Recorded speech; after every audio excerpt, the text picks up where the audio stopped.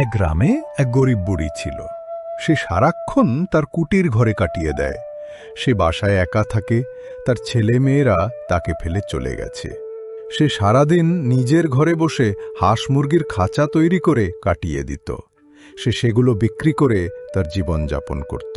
কিন্তু দিন অনেক হলে সেই বুড়িকে এখন আর দেখা যায় না।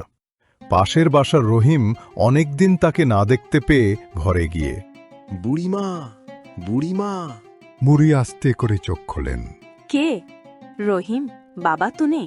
হ্যাঁ বুড়িমা, অনেকদিন আপনাকে দেখি না, তাই দেখতে চলে এলাম। কেমন আছেন? আর বলিস না বাবা, অনেক অসুস্থ, পায়ে খুব ব্যথা, বিছানা থেকে নামতেও পারি না। ও, আমি জানতাম না। ঘরে কি কিছু খাবার আছে নাকি না খেয়ে আছেন? না বাবা, এখন আর কাজ করতে পারি না, ছেলেমেয়েরা তো খবরও নেয় না। আপনি চিন্তা করবেন না, আমি এখনই আসছি। রহিম দ্রুত চলে যান এবং একটু পর ফিরে আসেন এক হাঁড়ি ভাত আর তরকারি নিয়ে। এই নিন বুড়িমা, এখন খেয়ে নিন, আমি আবার আসব। বুড়ি কৃতজ্ঞতার সাথে তার দিকে তাকান। বাবা, মা, তোমাদের জন্য দারুণ খবর আছে। কি খবর গবা?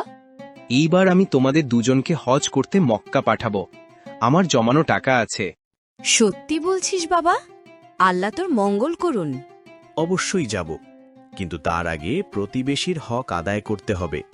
কেন বাবা, কি হয়েছে? আমাদের পাশের বাড়ির বুড়িমা অনেক দিন ধরে অসুস্থ হয়ে বিছানায় পড়ে আছেন। আগে তাকে ডাক্তার দেখাতে হবে। কিন্তু বাবা, ডাক্তার দেখাতে অনেক টাকা লাগবে। আমার হজ করার জন্য জমানো টাকা দিয়ে তাকে ডাক্তার দেখাবো। যদি টাকা কম পড়ে তাহলে না হয় 2 বছর পরে হজ করতে যাব। হ্যাঁ, রহিম ঠিকই বলেছে, বুড়িমা সেবা করাই এখন আমাদের প্রথম কাজ। হাসান তাদের কথা শুনে সম্মতি জানায়। 30,000 টাকা কম পড়ছে, এখন উপায় কি? ঠিক তখনই হাসান ঘরে প্রবেশ করে। তার হাতে কিছু টাকা। এই নাও, এই টাকা দিয়ে তোমার আর মায়ের হজের খরচ হয়ে যাবে। হাসান, তুই হঠাৎ এত টাকা কোথায় পেলি? তোর তো এখনো মাইনে অনেক দেরি। আমি প্রতি মাসে কিছু টাকা জমিয়ে রাখতাম বাবা। রহিম তার ছেলের দিকে গর্বিত চোখে তাকিয়ে থাকেন। তার চোখ আনন্দে ভরে ওঠে।